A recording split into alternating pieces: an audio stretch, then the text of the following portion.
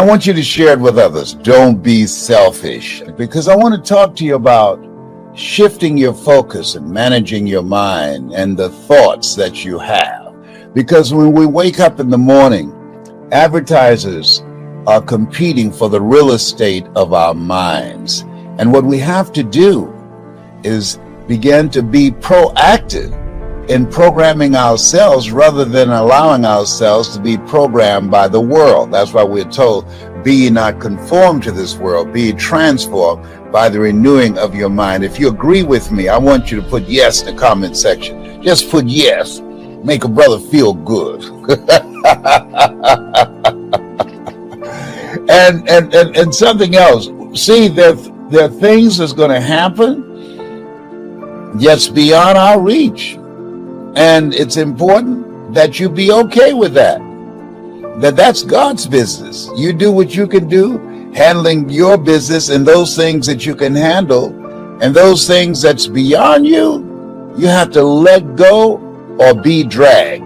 Because there are a lot of stuff, this thing called life where we are, we've never been here before. I feel like Mother Teresa, she said, Lord, I know you know how much I can bear.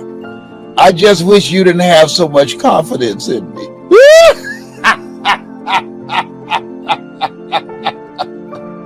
Oh my goodness. Oh boy.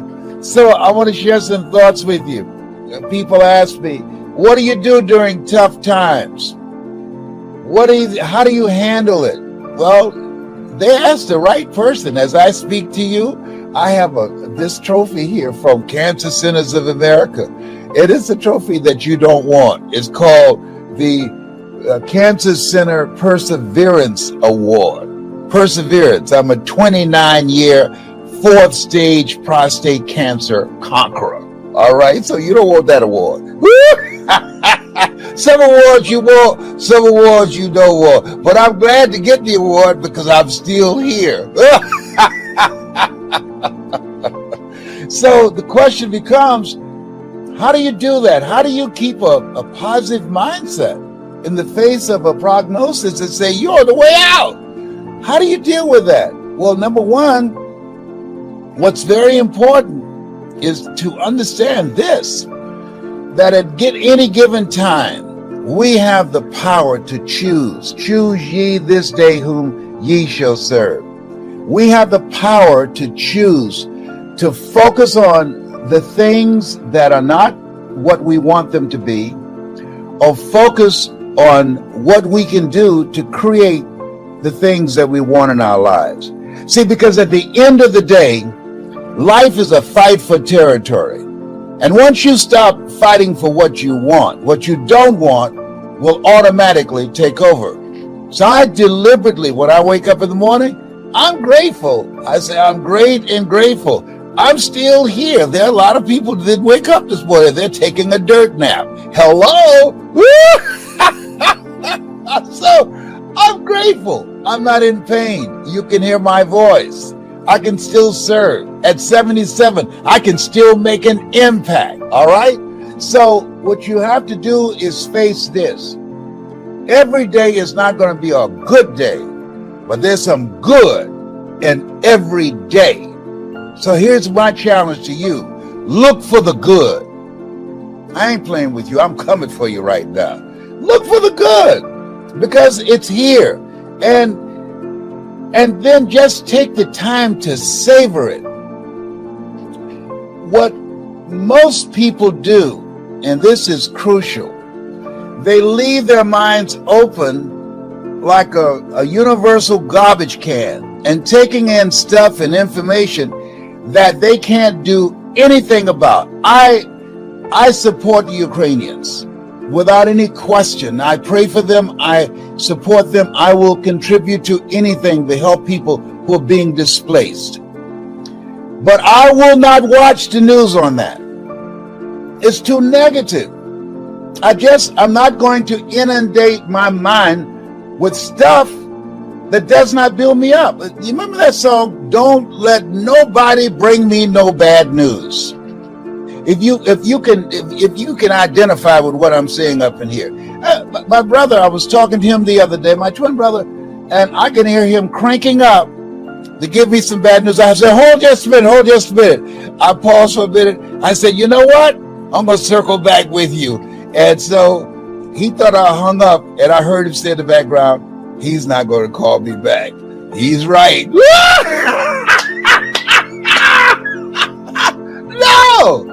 I don't want to hear that. He's about to tell me some problem about somebody. I don't know that person. Why do I need that in my mind? I remember a story about a very brilliant man. We all have heard his name, Albert Einstein, and he was asked for his phone number. And he went to a payphone booth and went into the telephone booth and opened up a telephone book. And they said, wait a minute, you Einstein, you don't know your phone number? He said, I don't keep information in my mind that's not usable to me. I don't call myself. Why should I put some stuff in my mind about things I can't do anything about other than saying, wow, I'm sorry to hear that. But I will take some things in that inspire me, things that encourage people that I can use in my presentations. I tell speakers, and I train speakers, and some of you out there, I want you to listen to me, and I'm going to give you a strategy on how to become a powerful global voice of transformation. You got to be a good listener. I listen for stories that encourage, that motivate, that inspire. There's a story in the internet of a little 8-year-old Ukrainian girl who went up to a soldier who had all of his gear and his rifle and everything he needs to kill somebody. And this little girl, unarmed, but all she had was her fist, and she went up and she punched him. Now, of course, she didn't cause any damage, but she was striking a blow for give me liberty or give me death. I know you can kill me. I know you don't value my life. I know y'all just blew up a hospital with children in there. I know that. But we're fighting for our freedom here. And all I got is this right here, and I'm going to come up there. I'm going to punch you with everything I got. Now that's inspiring. I want to hear those kind of stories. Tell me stories that I can share, that can lift people's spirits, that can encourage people. Because, see, at the end of the day, we don't know how strong we are until we have to be strong. You don't know enough about yourself to be a wimp. Greater is he that's in you than he that's in the world. You are more than a conqueror. And when you just be with that, I'm more than a conqueror. I'm made in the likeness and image of God. It doesn't get any better than that. I've been given authority and dominion over everything on the face of the earth. These are not just words to be read, but to be lived from. People say, practice what you preach. No, preach what you practice.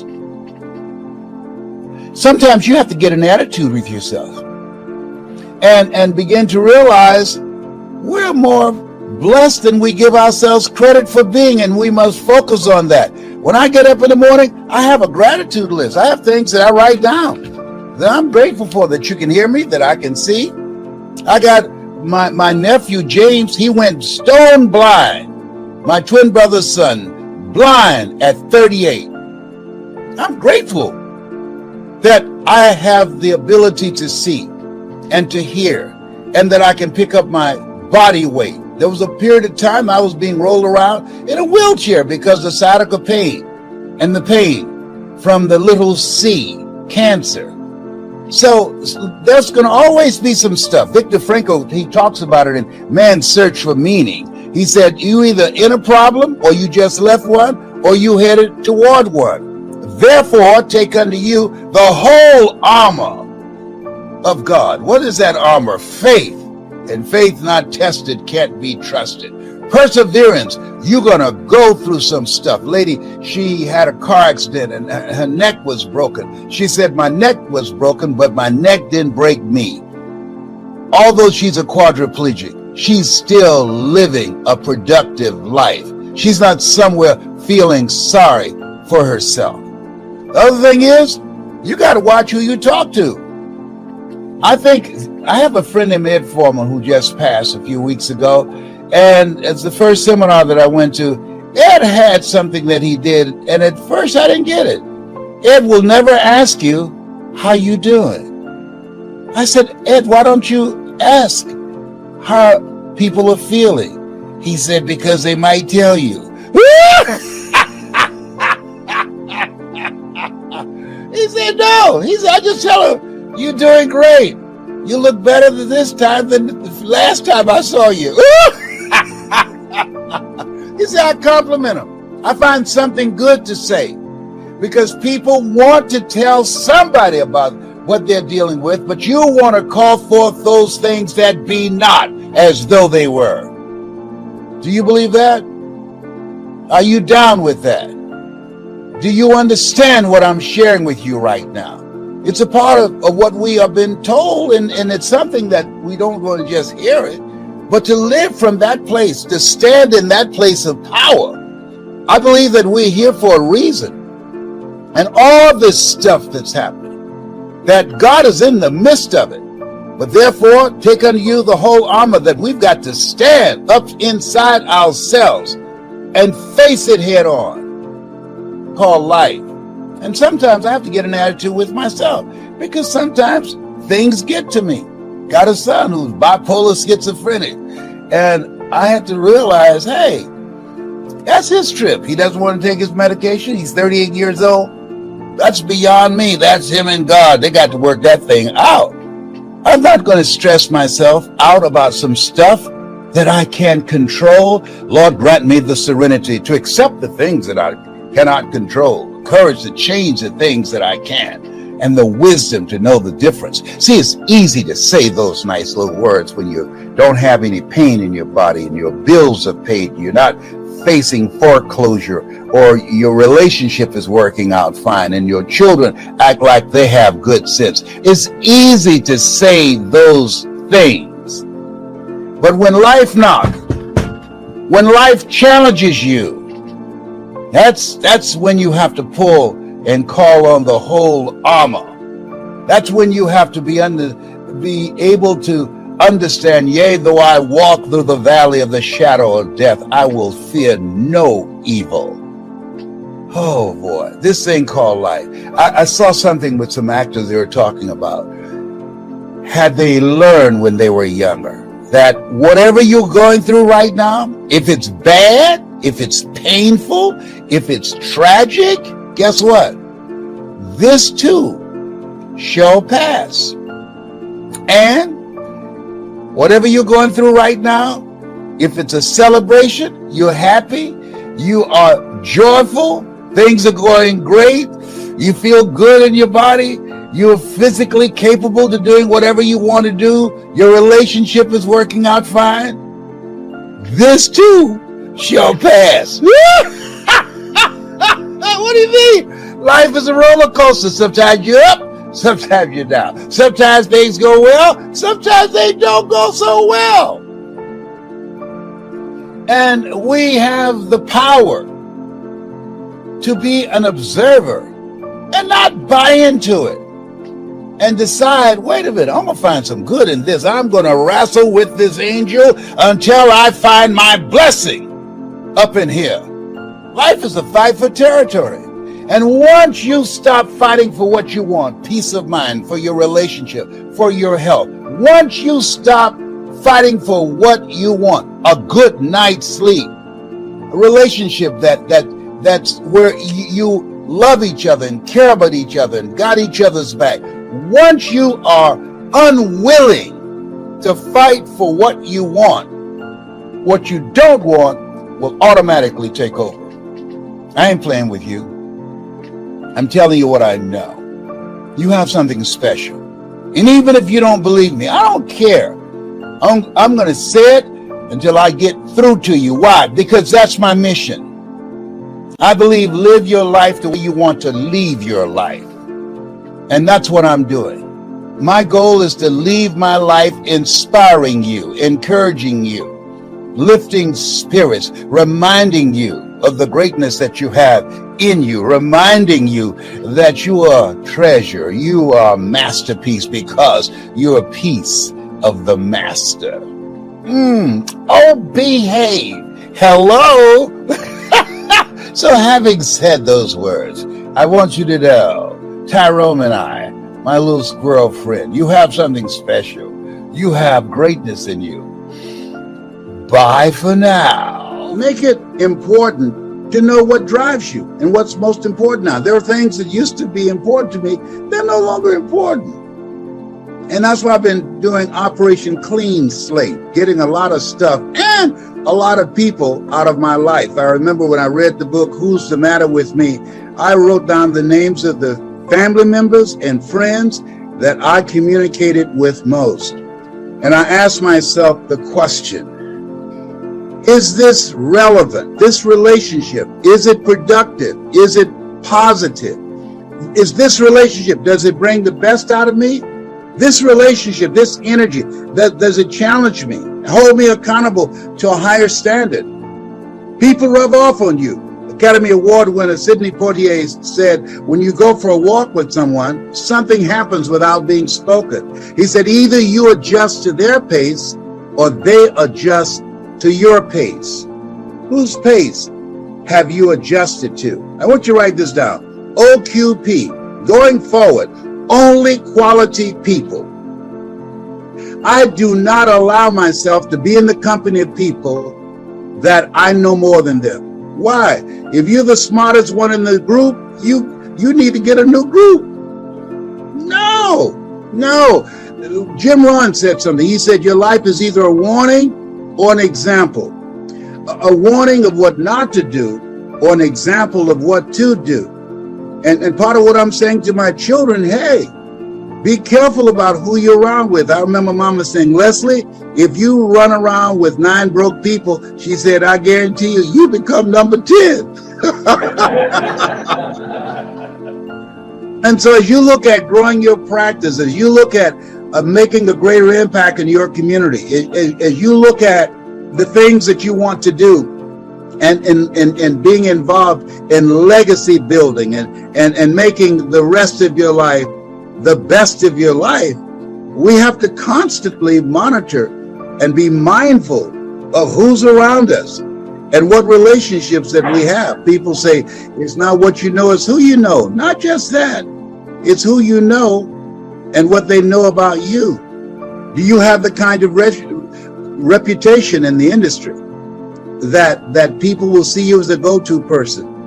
God said to Abraham, I make your name great. Didn't say I'll make you a great man. I make your name great. The reason that when Fab calls me, he's a good man. He calls me, I don't call everybody back. But when he calls me, because of how I see him and because of my relationship with him, because of his vision, because of his integrity, because of the stand that he's taken with his life. People say, practice what you preach. No, preach what you practice.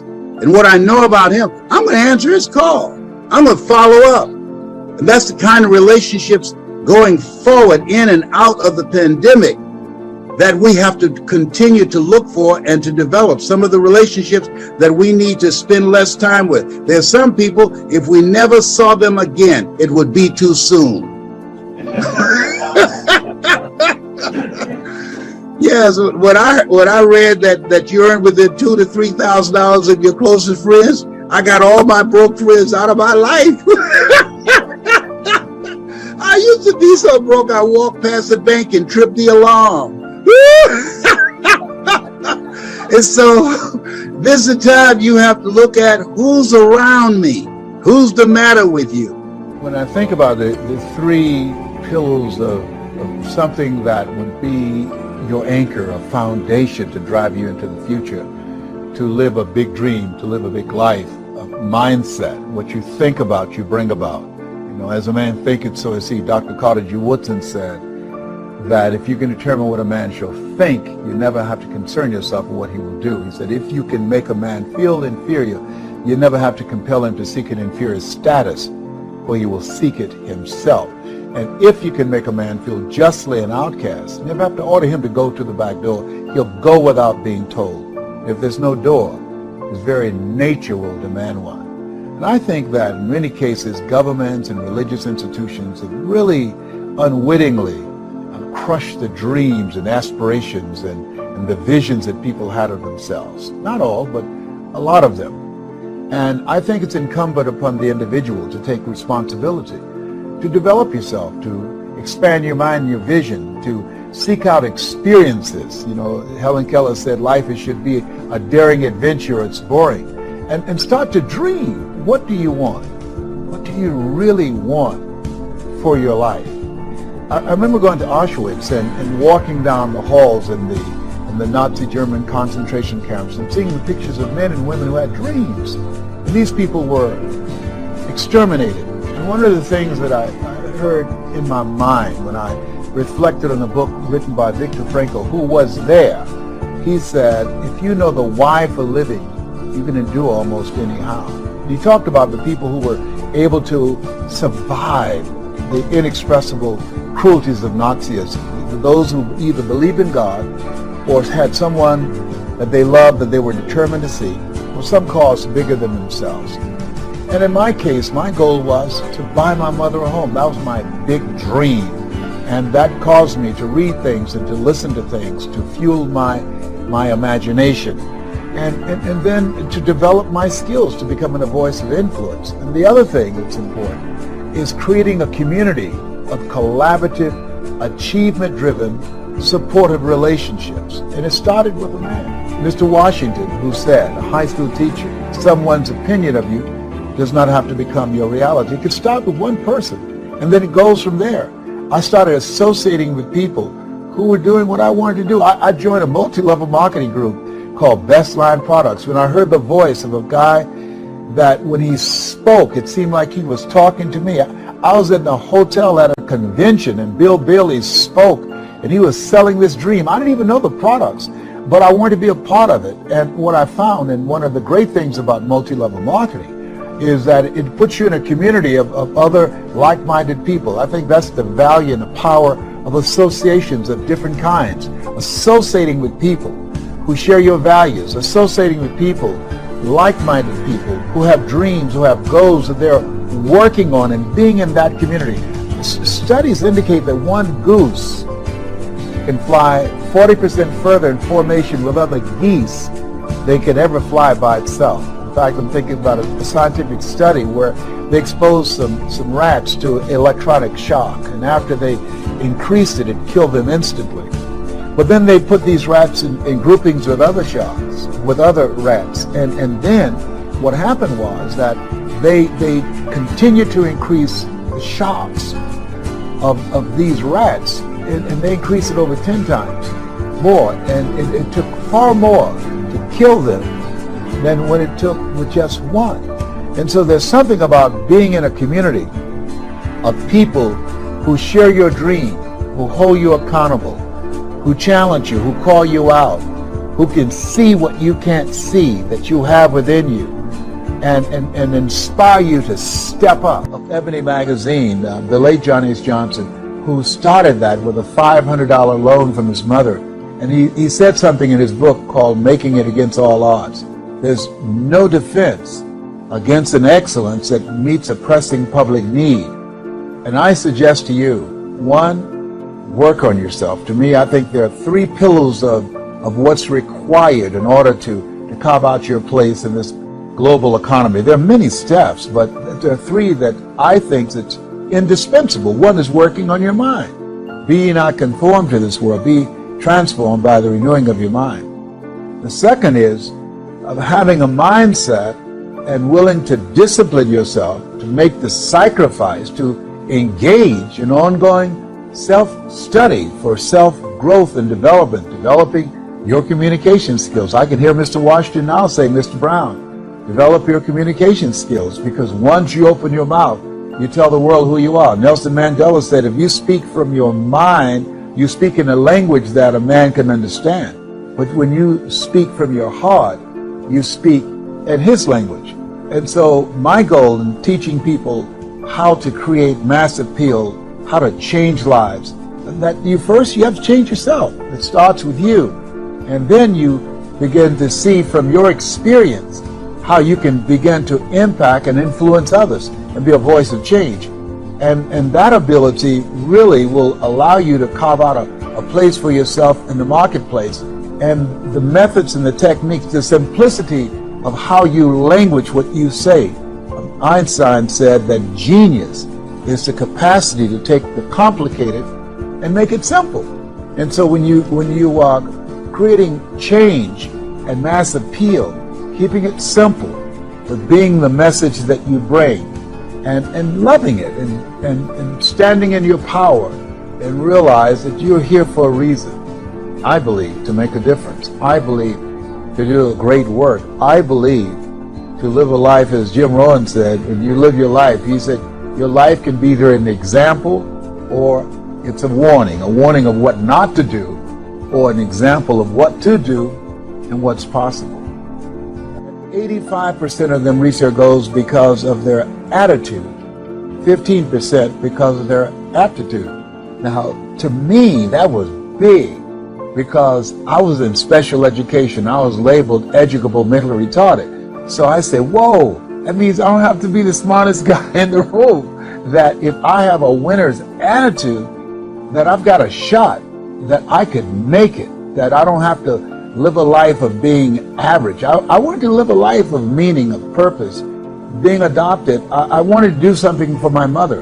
And so by listening to motivational messages and reading on a regular basis, it really taught me the value of using your time to work on yourself, to develop yourself, to really restructure your belief system for what was possible for you. It really expanded my vision of myself. And so to me, that's what it means about mass appeal, because I was working on myself. Then I started sharing it with others, and I noticed a difference in them, and I shared with them the things that I was doing because they saw the difference in me.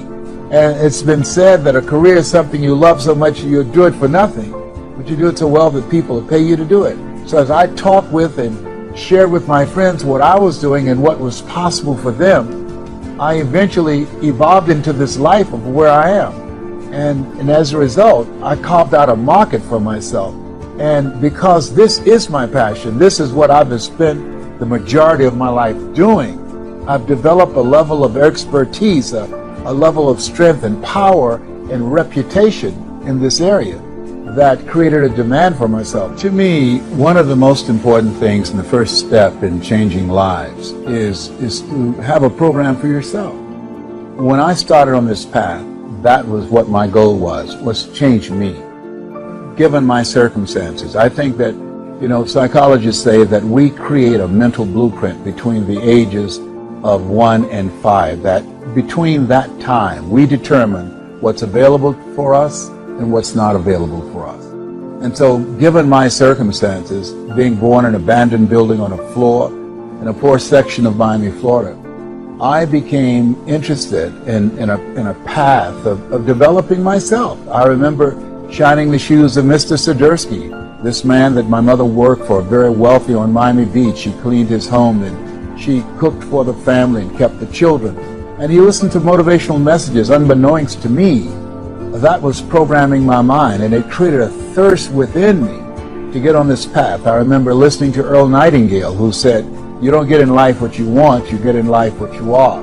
And so to me, reading became an out. It became a tool that I used to develop myself. And not just reading for enjoyment, but reading for personal growth, reading to look at those things that I read and to apply them in my lives. And I would read sometimes at night 60 or 100 pages a night, sometimes a whole book.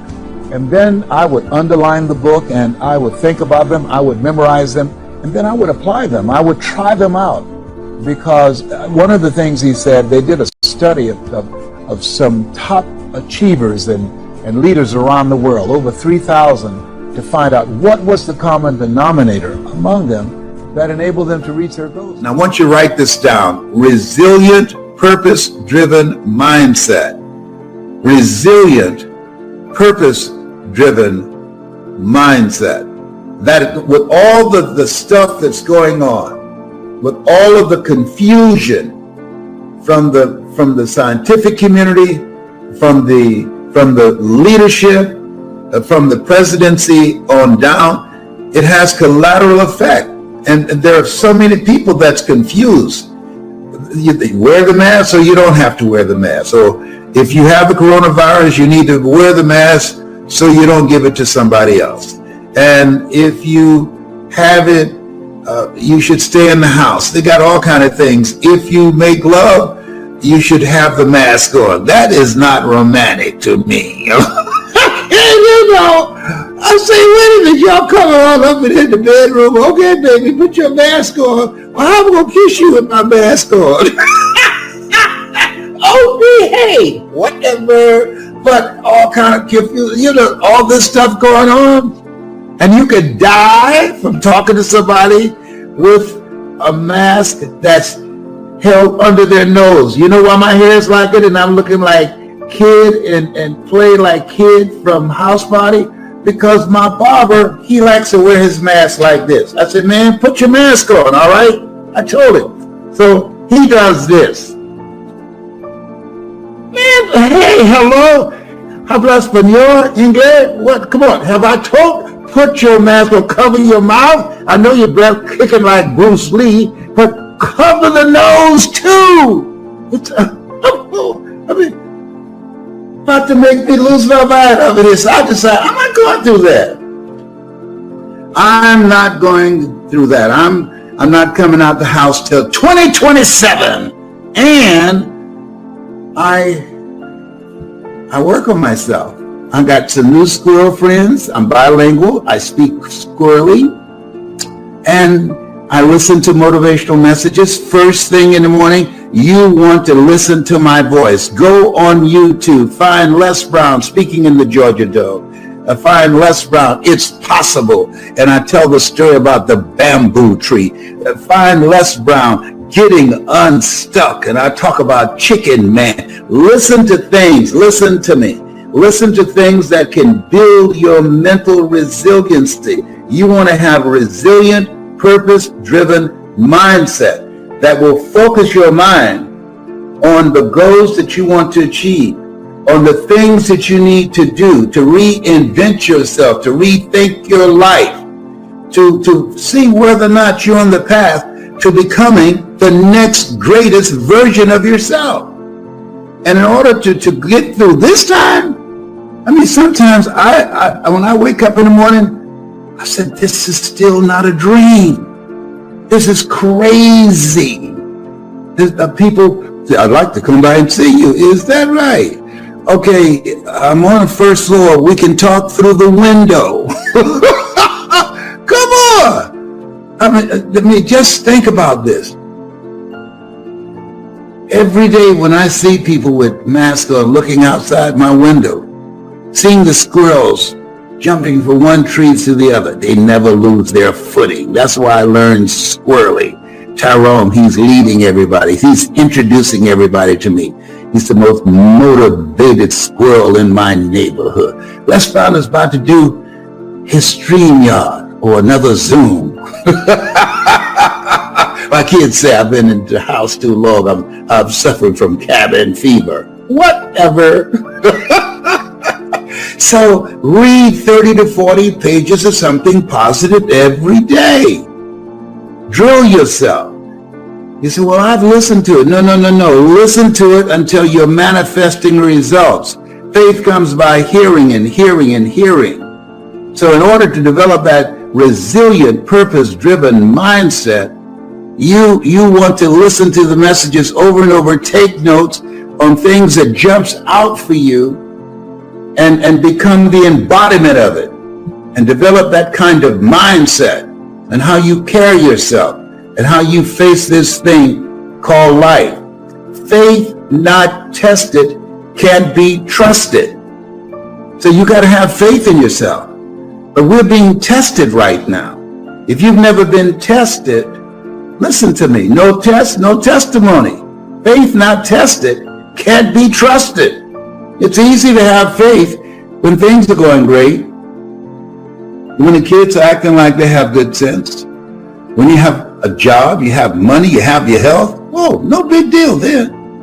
But when life knocks on the door, when you go through some stuff, when you get a bad diagnosis, that's when you have to pull on your faith. That's when you have to be resilient. I've got a saying, and all of you know it: life knocks you down, try and land on your back. Because if you can look up, you can get up. Now, here's the other thing that's very important. As you look at yourself, you want to master at least three things. Multiple streams of income. Three things. I speak, I train speakers, and I'm an author. And I got other things I'm expanding. And I'm 75. Well, why are you still doing it? Because you're never too old to learn, and you're never too young to teach. I believe that the reason that we look at people over a certain age, at Alzheimer's and dementia becomes active, is because they are inactive. My mother used to say it: if you don't use it, you lose it. It takes longer to wear out than to rust out. So the goal is to be actively engaged in life, raising the bar on yourself. Turn down the amount of time that you spend entertaining yourself, watching the television, as my daughter, Dr. Ona Brown, would say, and do things that will stimulate your thinking. It will keep you young. Just because you're 75, chronologically don't mean that you have to look 75. No.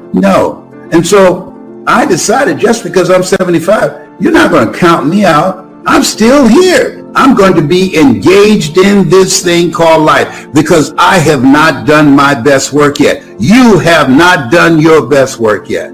Every day is the best day of your life, as Orrin Hudson would say out of Atlanta, the chess master. Why? Because if you don't believe that, try missing a day. Every day is the best day of your life. Look for ways in which you can begin to master something. Learn something today that you did not know yesterday. Expand your horizon. Expand your vision of what's possible for you. Continuously be a student. My high school theme was, you never find out how much you know until you find out how little you know. Study. The people that are going to make it today are looking at the various trends. They're going from mindset mastery, learning three things that they can master to create non-performance income, and they're studying continuously, learning things that they can get at the end of their fingertips on the internet. There's no excuse today for not being in the mindset of achieving something beyond that which you have already done. Life is an adventure. Helen Keller said life is either a daring adventure or it's boring. And this is an exciting time that you can earn money at the comfort of your home. Think about that. Virtually around the world. I just finished talking to some people in Germany. And then I talked to some people in Toronto, Canada. I'm making money around the world, and I'm still home, virtually. Take advantage of this. This is something you want to learn: mindset mastery and skill set mastery of the internet. I remember a friend of mine that was incarcerated, and for years she had thrown her life away in alcohol and to drugs. And I said, what was the moment that you turned your life around? She's been sober now for 21 years. And she said one day she was cleaning the toilet of the warden of the prison. And she said, while she's cleaning the toilet and she flushed the toilet, she said it was like an aha moment, that she said to herself, if I stop doing drugs, I'll never have to clean a warden's toilet again. Isn't that interesting? That was like an awakening for her. And from that time to this time, she never touched a glass of alcohol. From that time to this time, she stopped using drugs. From that time to this time, she stopped associating with her friends who were still into drugs, and many to this day, those that are not in jail or those that are not dead yet. That moment, all of us have moments in our lives when it's a wake-up moment. I remember I was 10 years old and working with my mother, and she was on Miami Beach and working for families, wealthy families, and cooking for them, and we ate the food left over from these families that she cooked for. They were kind and generous people. They would say, Mamie, whatever food is left over, you can pack it up and take it home to those children that you have adopted. And I remember looking around these big, beautiful homes, and I said, Mama, and she said, Leslie, what is it? I said, one day, I'm going to buy you a big, beautiful home just like this. And now, where did that come from? Now, I have a twin brother, and I think that what happened for me that did not happen for my brother, the part of the mansion that he worked in, he didn't have exposure to something that I had. The owner of this home, this wealthy man, he was playing motivational messages every day. I had to keep his office clean and the ashtrays clean of his cigars, and I had to vacuum and dust the bookshelf. But while I was doing that, I was listening to these messages. We become what we think about, by Earl Nightingale.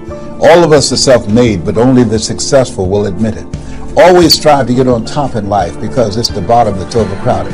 I did not know at the time that my mind was being programmed. See, as you look at yourself and look at your goals and look at your dreams, here's what I know. You have to really program your mind for success. You have to program it deliberately. Because of that exposure, my brother didn't get that. He was in another part of the house. But because of that exposure, it did something for me. It changed my mental blueprint. And I can say to you that as you take the time every day, if you didn't do anything but 1 hour a day, listen to things to build your spirit up. Listen to things to fortify your faith. Listen to things that will cause your mind to grow and to expand. I can tell you, based upon my own experience, there are things that you can do that you don't even realize. What do you think has been the greatest skill you've developed over the years? Is it the ability to overcome adversity? Is it the ability to use your words? What is that skill you think that you possess has given you so much greatness? I think it's a combination of both. One, mental resolve. I think that everybody needs that, because when you have goals and dreams, there will be resistance. An airplane cannot fly without the resistance of air. Walt Disney filed bankruptcy 7 times and had 2 nervous breakdowns.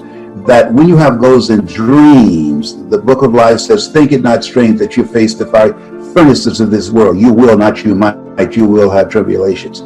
So the ability, when you are faced with something, and it's new territory, when they said you have cancer, those are 3 words no one ever want to hear. And the oncologist, Dr. Alfred Goldson, who was an unusual personality, he said, you have cancer, and it's metastasized to 7 areas of your body, including your spinal cord. I said, can you give me a second opinion? He said, yeah, and you're ugly too. I thought you didn't just call me ugly. He said, yes, I did. You ugly now. And then, we both were laughing. He said, but you got this. We determine the diagnosis. God in you determines the prognosis. You and God determine that. You got this. What I learned from that enhanced my speaking. When you laugh, the mind shuts down and the heart opens up. I left there with a confident feeling in my heart. I got this. When he spoke it, I felt it at this cellular level. I did not leave there feeling fear. He was so good with making you feel comfortable with whatever you're dealing with, that you are not in denial, you just are defiant. And so when your show, which has changed millions of people's lives, people you never meet, what it does is distract, dispute, and inspire.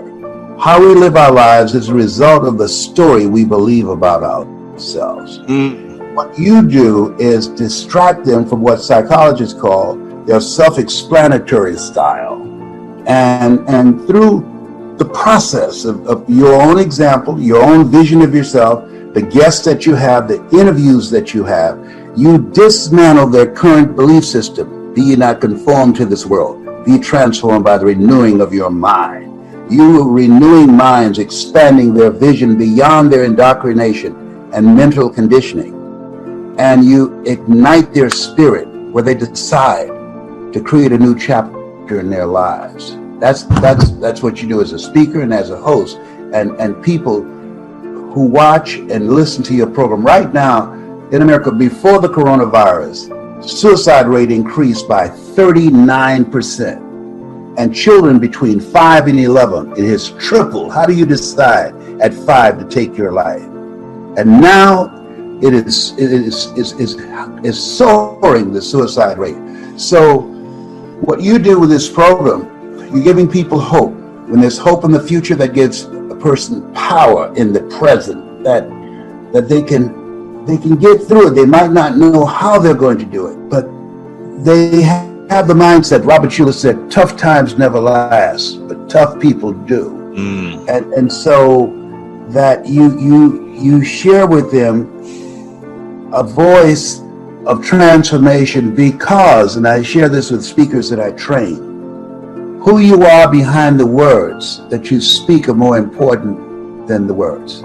Because had you not gone through what you have gone through and experienced, you would not be able to speak from a place of power. You would not be able to come in and do this program and call this the school of greatness, that you've got greatness in you. You have the ability to do more than you can ever begin to imagine. And then affirm and validate people as we are facing this pandemic. It's to be able to say that from a place of power.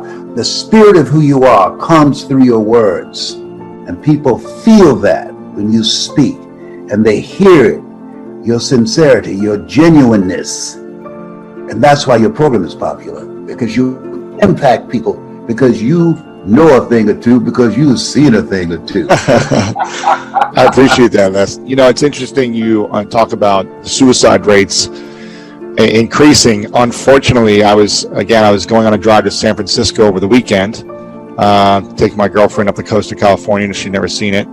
Had a beautiful experience. And as we're driving back into Los Angeles, I live in a condo building, a tall condo building. It's probably 35, 40 stories high. And as we pull into the building, and we're about to park, I see police with a yellow tape and a white tent, and over the kind of driving area. And I remember just thinking to myself, there's no way someone jumped off this building. There's no way someone did this. And I asked right away, I go, tell me someone did not jump. And the guy looked at me and he just said, yeah, a couple hours ago. And I go, you're kidding me. And I later found out, it was reported in the news. This was yesterday. Yesterday. This just happened. Wow. It kind of shook me up a little bit too. And literally, I learned that the person who jumped is my building. It was literally right next to my window, a few floors up. He jumped out of. His name is Steve Bing. It's all over the news right now. And this was a very successful businessman who, 55 years old, I think. I think it was reported he's worth hundreds of millions of dollars. A very successful businessman who is close friends with Bill Clinton, who I saw Clinton made a statement about as well. And I haven't been able to stop thinking about it since yesterday. I was thinking about it all night. You said it was hard for you to sleep last night from stuff you saw. For me, it was hard for me to sleep last night thinking about the pain and the suffering that people go through inside that we may never know about. And, I was trying to rationalize, like, why would this happen? Was it drugs? Was it depression? Was it, like, I can't reason sometimes why this happens to someone who you think it would never happen to, or someone who had all the things on the outside that seemed to be successful, but for whatever reason, I don't know. And I don't know how to make sense of that type of stuff. Do you know how to make sense of things when you see that? Well, I had a guy, he just wrote me, and I kept this text where he had tied a noose together. He was going to hang himself, had it around his neck, and he was going to get a chair He's trying to look a place where he can suspend himself and place the rope. And the phone rang. And he had said to himself, God, give me a sign. So with the rope around his neck and holding in part of it in his hand, he answered his cell phone, and there was nobody there.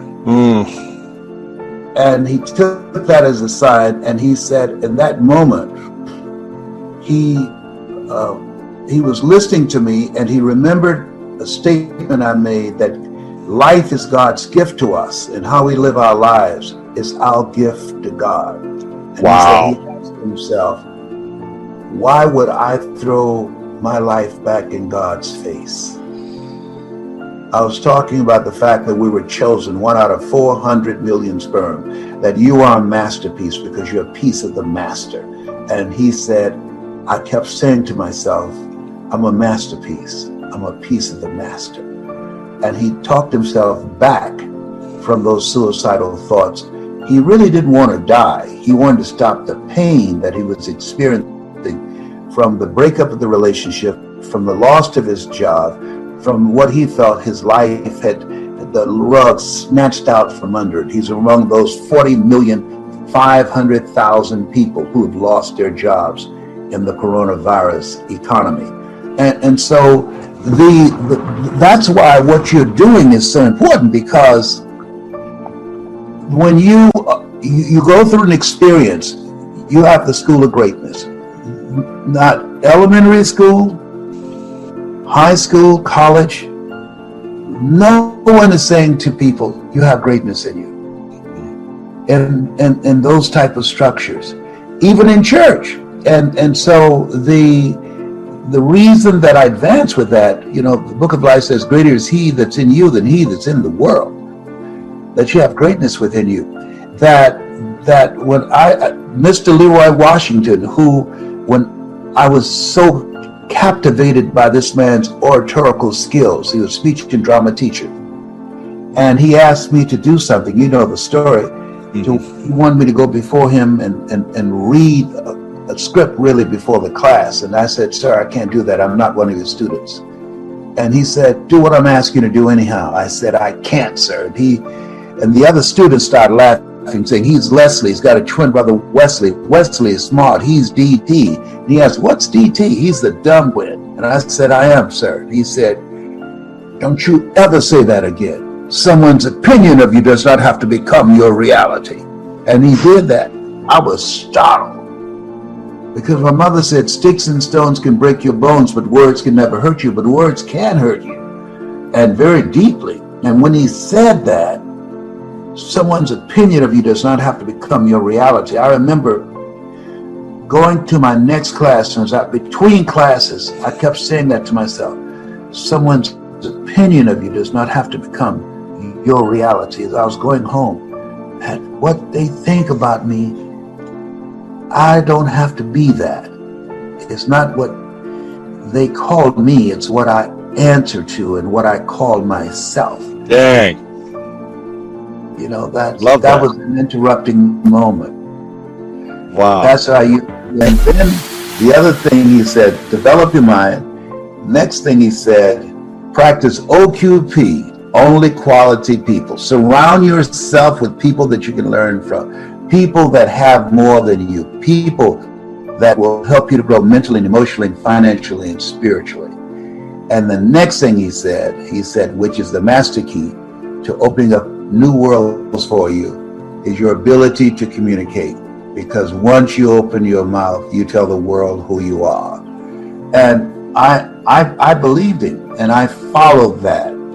I never forget, when I was in Poland, and I was in this stadium, and I saw my name up, and people started chanting when they saw me coming through the tunnel. And I said, Mr. Washington, this one is for you, sir. Wow. He's gone. He's been gone. I eulogized him. I said, I'm gonna make you proud today, because it was my first time speaking in Poland, And so, but I so admired him. I've never known my father or birth mother, but that the ability to connect with people that are strangers to you and can create a shift in their lives and how they see themselves.